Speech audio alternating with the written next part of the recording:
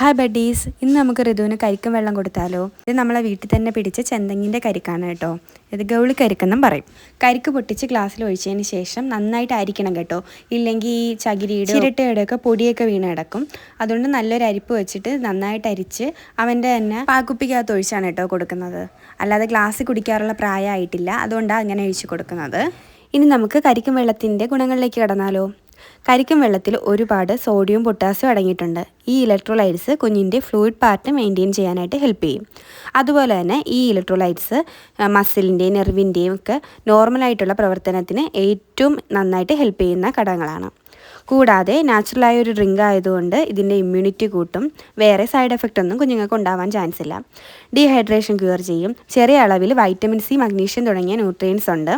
പിന്നെ added sugar ഇല്ലാത്ത നോർമലായിട്ടുള്ള ഫ്രഷ് ടെൻഡർ കോക്കനട്ട് വാട്ടർ തിരഞ്ഞെടുക്കാനായിട്ട് ശ്രദ്ധിക്കണം കേട്ടോ.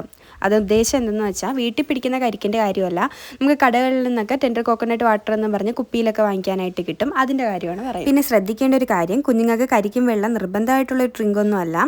അതുകൊണ്ട് ചെറിയ അളവിൽ മാത്രം കൊടുത്താൽ മതി. പിന്നെ മുൻപത്തെ വീഡിയോയിൽ ഞാൻ പറഞ്ഞിട്ടുണ്ട്, കുഞ്ഞിന് ഏത് പുതിയ ഫുഡ് ട്രൈ ചെയ്താലും അന്നത്തെ ദിവസം മുഴുവൻ കുഞ്ഞിനെ നന്നായിട്ട് മോണിറ്റർ ചെയ്യണം. വേറെ ഒരു കുഴപ്പവും ഇല്ല എന്ന് കണ്ടതിന് ശേഷം മാത്രമേ ഇത് കൊടുത്ത് തുടങ്ങാവൂ. ഇതുപോലുള്ള ഋതുവിൻ്റെ ഫുഡ് വീഡിയോസ് ഇഷ്ടമാണെന്നുണ്ടെങ്കിൽ സബ്സ്ക്രൈബ് ചെയ്ത് കൂടെ മറക്കരുതേ. അപ്പോൾ അടുത്ത വീഡിയോയിൽ കാണാം. Bye bye.